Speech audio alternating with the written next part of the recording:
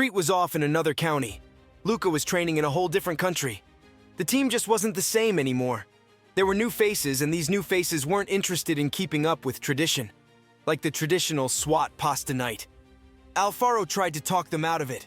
Powell tried to skip out. Even Cabrera didn't feel like going.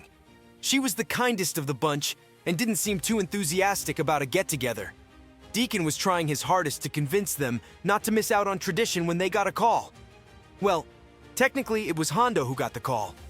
Hondo was having lunch with Nichelle when they heard gunshots nearby. Someone was shooting up a dispensary just down the street. Hondo rushed to the scene. He had Nichelle call for backup and warned that a plainclothed officer was the first to respond. But help didn't arrive until after the bad guys escaped with a female hostage. These guys were Japanese. They moved like a well-trained squad. They must have taken the Japanese woman that they were after. The woman's name was Suki Ito. She and her boyfriend were followed, and she tried to take refuge in the dispensary. Unfortunately, the Yami Yami crime family wanted her so badly that they didn't care who got in their way. They kidnapped Suki, leaving behind a trail of bodies. Suki's boyfriend Cameron was questioned. He mentioned that they had been dating for 6 months, but he knew very little about her, other than the fact that she was from Japan. The one thing Suki warned him never to do, he did. She told him to never post her photo on social media. But Cameron couldn't resist showing off his good-looking girlfriend. Only later did he realize that Suki had asked him not to post her picture because she was hiding from someone. Turns out, Suki wasn't her real name. Her identification, passport, and social security number were all fake.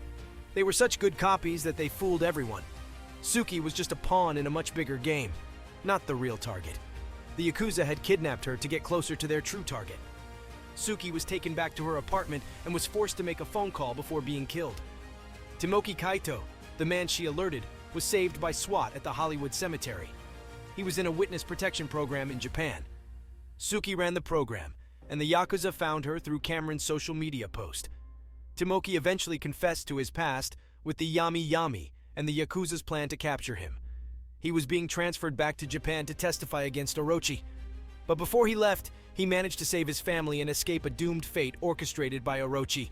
SWAT arrested Tomoki and the Yakuza, putting an end to their criminal activities. In the end, SWAT decided to cancel Pasta Night. Deacon stopped pushing for tradition. Nichelle revealed that she had been cleared of the bribery accusations at work, thanks to witnesses who confirmed her alibi during her baby's christening.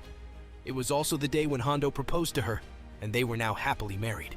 The one who had been taking bribes turned out to be their former friend, Bruce.